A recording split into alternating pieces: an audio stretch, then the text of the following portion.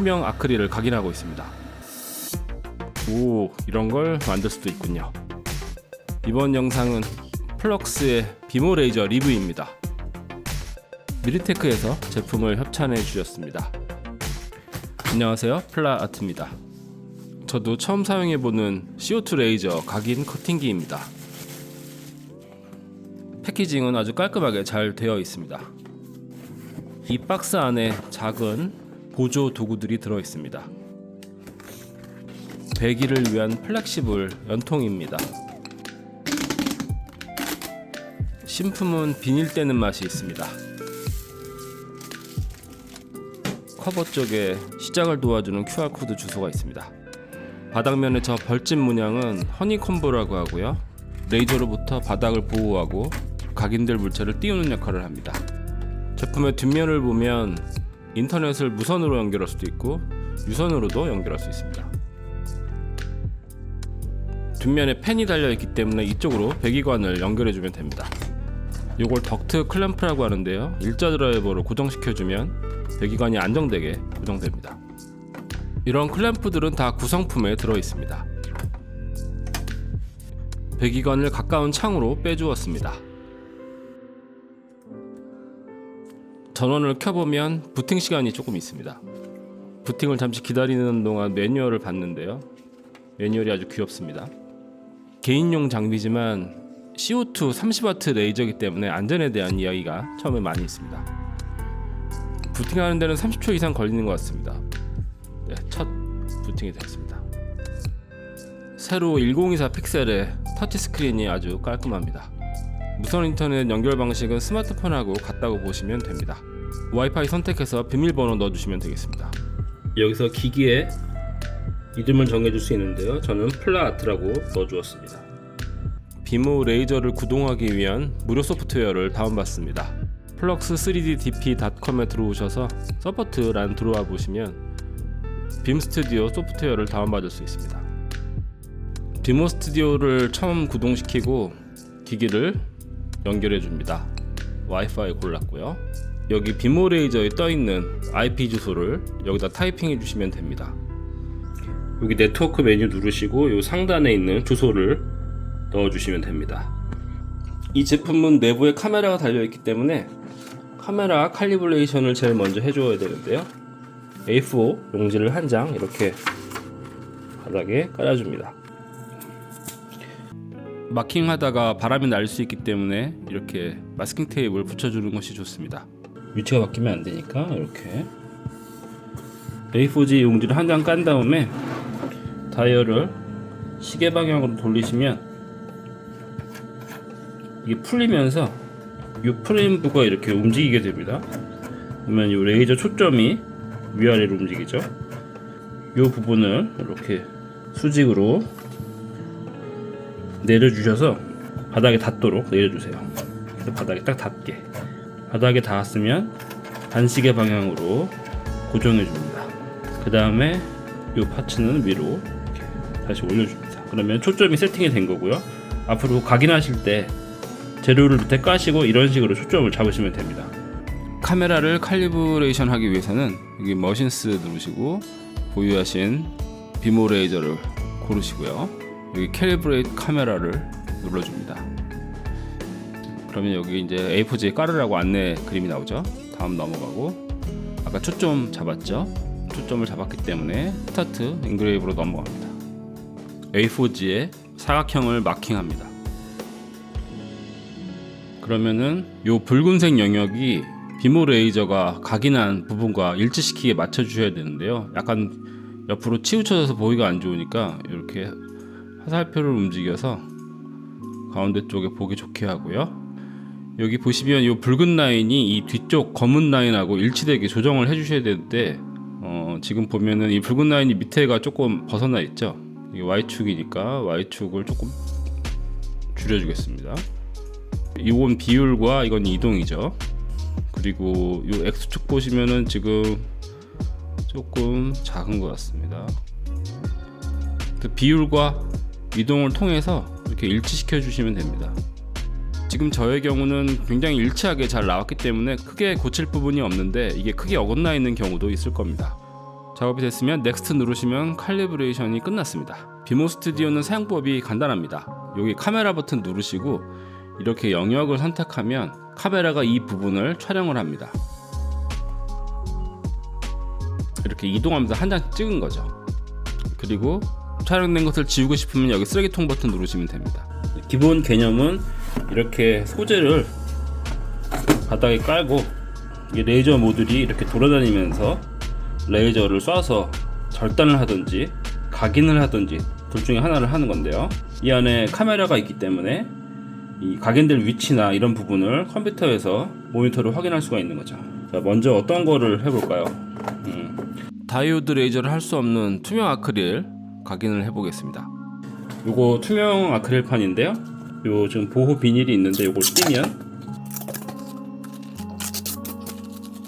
투명한 소재의 경우는 이제 카메라로 찍어도 어디가 끝인지 이 모니터 상에서 알아보기가 어렵기 때문에 마스킹 테이프로 끝부분만 이렇게 알아볼 수 있도록 붙여주었습니다. 안전장치가 있어서 커버를 닫지 않으면 각인이 시작되지 않습니다. 스타워즈 벡터라고 한번 검색을 해보겠습니다. 스타워즈 로고와 타이파이터 이미지를 하나 골랐습니다. 저장한 이미지를 비모 스튜디오로 불렀고요. 이미지를 적절히 배치한 다음에 내부 카메라를 켜봤습니다. 카메라가 이동하면서 내부를 블럭블럭 촬영을 합니다. 투명 아크릴이기 때문에 재료의 위치가 잘 안 보이죠? 그래서 아까 노란 테이프를 붙여놓은 것입니다. 각인될 위치가 안전한지만 확인하고 투명 아크릴인 경우에는 카메라를 꺼주는 것도 괜찮습니다. 이 쓰레기통 버튼을 누르면 촬영된 부분이 지워집니다. 파란색과 검은색 글자는 레이어가 나눠졌다는 의미입니다. 붉은색 테두리는 커팅 라인입니다. 레이어를 나누면 각인할 부분과 커팅할 부분을 구별해서 지정할 수가 있죠.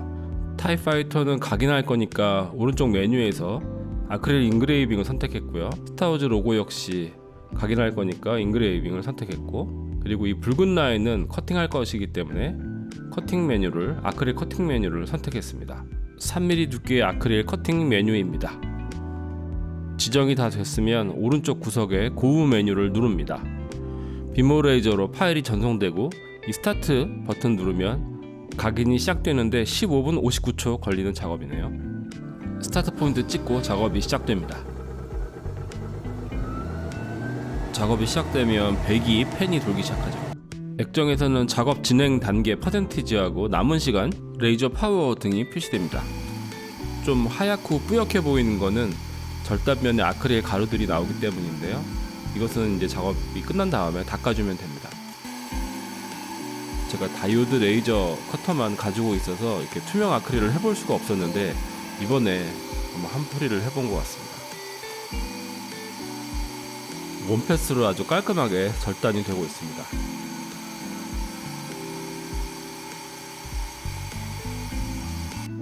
엑스박스 게임기 조이스틱도 각인해 보았습니다.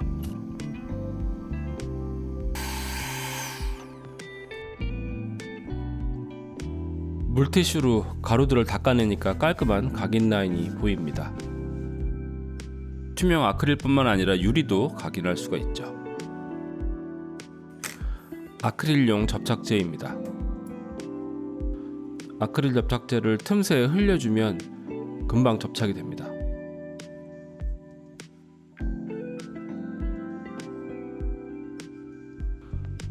조명에 세워두면 이런 효과가 납니다.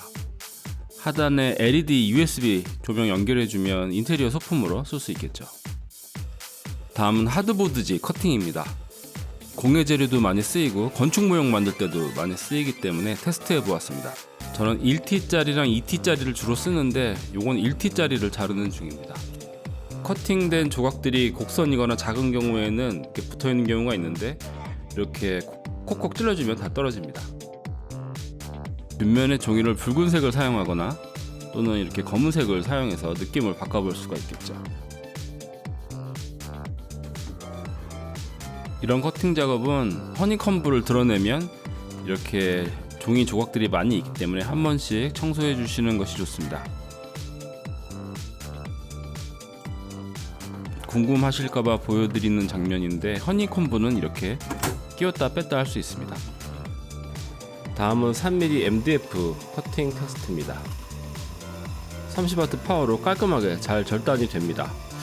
MDF는 제 채널에서 많이 다뤘던 소재인데 MDF는 다이오드 레이저에서도 잘 다룰 수 있는 소재죠. 3D 프로그램 이용해서 미니어처 제작할 때 활용하실 수도 있죠. 건축 모형 만들 때 3D 프린터랑 함께 사용하면 높은 퀄리티의 디오라마를 만들 수 있습니다. 또는 투명 아크릴로 모형의 아크릴 케이스를 만들어 줄 수도 있겠죠. 비모 레이저로는 30cm 이상의 케이스는 만들기 어렵겠지만 작은 사이즈의 아크릴 케이스는 충분히 만들 수 있습니다. 리뷰 시간 관계상 하단에 MDF는 대충 접착을 해주었는데 이 부분 도색하거나 좀 더 좋은 재료를 사용하면 괜찮은 케이스를 만들 수 있을 것 같습니다. 금속 소재에 각인을 해보면 뚜렷한 색상이 잘 안 나오는데요.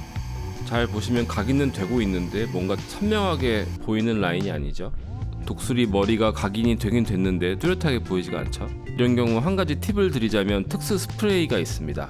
지금 두 종류의 스프레이를 들고 있는데 하나는 블랙 색상, 하나는 쿠퍼 색상입니다. 잘 흔들어 준 다음에 소재에 스프레이를 합니다. 스프레이가 건조된 뒤에 각인을 해보면 검은 색상의 스프레이를 사용했을 경우인데요. 스프레이 분말이 레이저 빛과 만나면서 딱딱하게 블랙 색상으로 만들어집니다. 물에 헹구면 저 흰 분말은 다 닦여나가고 검은색만 남게 됩니다. 스프레이 분말을 이렇게 물로 헹궈내면 선명한 블랙 색상을 만날 수가 있습니다. 이 스프레이도 미르테크에서 판매하고 있는데 다이오드 레이저 각인기에도 사용할 수 있다고 합니다. 이제 리뷰를 마무리해 보겠습니다. 일단 제품의 만듦새나 디자인 매우 깔끔하고 좋습니다. 최근에는 가격대 성능비가 우수한 다이오드 레이저 제품들이 많이 있는데요. 이렇게 투명 소재를 가공하거나 할 수는 없기 때문에 저한테는 이 부분이 가장 중요한 포인트였던 것 같습니다. 모형을 제작하거나 할 때 이 투명 소재들을 가공하고 싶을 때가 많아서 이것에 대한 갈증이 좀 있었기 때문에 개인적으로는 만족스러운 제품이었습니다. 개인 장비로서 300만원대의 가격이기 때문에 어떤 분들에게는 선뜻 구매가 망설여지는 제품이 될 수도 있겠습니다. CO2 레이저 제품이 다이오드 레이저 제품보다 가격이 비교적 좀 비싸게 된 이유는 구조적으로 이렇게 CO2 가스관이 들어가서 이렇게 레이저 빛을 반사시키는 구조로 나오기 때문에 기본적으로는 가격이 조금 더 높아질 수밖에 없는 구조적인 부분이 있는 것 같습니다. 아직까지는 현존하는 가장 작은 CO2 레이저 장비이고 전체적으로 사용자 친화적인 인터페이스를 가지고 있는 것 같습니다. 비모 레이저는 다룰 수 있는 소재의 사이즈가 A4 정도 되는 소재를 사용하기에 적당한 제품인데요. 어떤 분에게는 이게 너무 작을 수가 있겠죠. 좀 작긴 합니다만은 개인적으로는 다이오드 레이저 더 큰 제품이 있기 때문에 사이즈는 이제 그런 쪽으로 저는 해결하고 있습니다. 물론 CO2 레이저를 사용해서 더 큰 물체를 각인해야 한다면 비모 레이저보다 좀 더 상위 모델을 선택해야겠죠. 네, 이것으로 리뷰를 마치도록 하겠습니다. 이 제품에 관해 관심이 있으시다면 설명글에 링크를 확인해 보시면 좋을 것 같습니다.